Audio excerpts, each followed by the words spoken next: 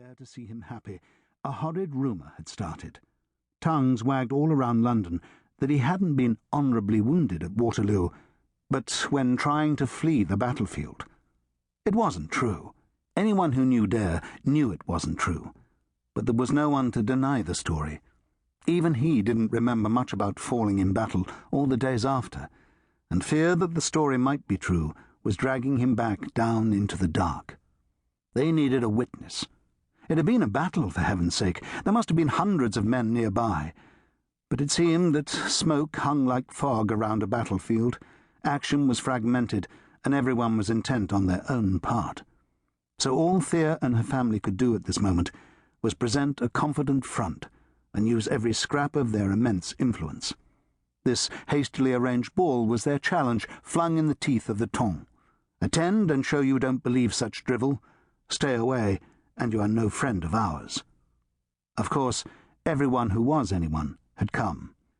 The Duke and Duchess of Yeovil were powerful, but they were also universally liked and admired. Everyone had come, but Thea had sensed and even sometimes heard the questions simmering beneath the smiles. Could the story be true? Lord Darius wasn't a trained soldier after all, but a gentleman volunteer. Not surprising, perhaps, if such a terrible battle proved too much. Was that why he took so long to come home, leaving his poor mother so distraught with grief? Is that why he still needs opium? Guilt? Thea had smiled, danced, and flirted, showing the world that Dare's family held no doubts. But disaster hovered, and here she was, on the other side of the house, in her underwear. "Harriet! Come in, my lady!"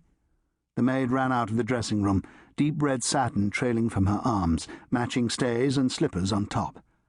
"Oh," Thea said. "That." On arriving in London for this season, she'd learned she'd been tagged the Great Untouchable, cold, distant, and haughty. It was so unfair. Was it surprising that she'd not thrown herself into frivolity during her first season in 1815, with Napoleon returning to torment Europe, and then Dare rushing off to fight? As for the last year, that had been a disaster. They'd still thought Dare dead. Thea had only attempted a season at all to try to distract her mother from her grief. Was it surprising if she failed to be all warmth and light? If she turned away all suitors? Hurt by that nickname, she'd ordered a number of bold gowns. The green had turned out well, but the red had been just a bit too much. She never wore red. But tonight was a battle of sorts, so perhaps it was just the thing. Right. She grabbed the stays and threw them on the bed. "There's no time to change those." "But you're wearing green, my lady, which will be covered. Hurry." Harriet muttered, but she raised the gown over Thea's head. Thea put her arms through the short sleeves, and the rest slithered down over her like water. Or blood. Lord! She stared at her reflection. The gown was cut in a new way, making the fabric flow down from the high waist, clinging to her shape. In the mirror, Harriet's eyes were wide. "It is a bit much, isn't it, my lady?" Harriet was in her 30s, but she'd been Thea's maid for only 2 years, and rarely presumed to volunteer opinions, so her comment was significant. "Lord!" Thea said it aloud this time. I'll get something else, my lady. There's no time." As soon as the gown was fastened, Thea sat on the bench. The slippers. Harriet soon had the green slippers off, and the red satin ones on, and was crossing and tying the ribbons. Thea could still see herself in the mirror, and she checked for problems. She was wearing pearls. Wrong for a red gown, but all her other good jewels were in her father's safe. The band of white roses in her hair would have to go. She began to unpin it. As soon as Harriet finished, Thea went to the dressing-table. "See what you can do with my hair."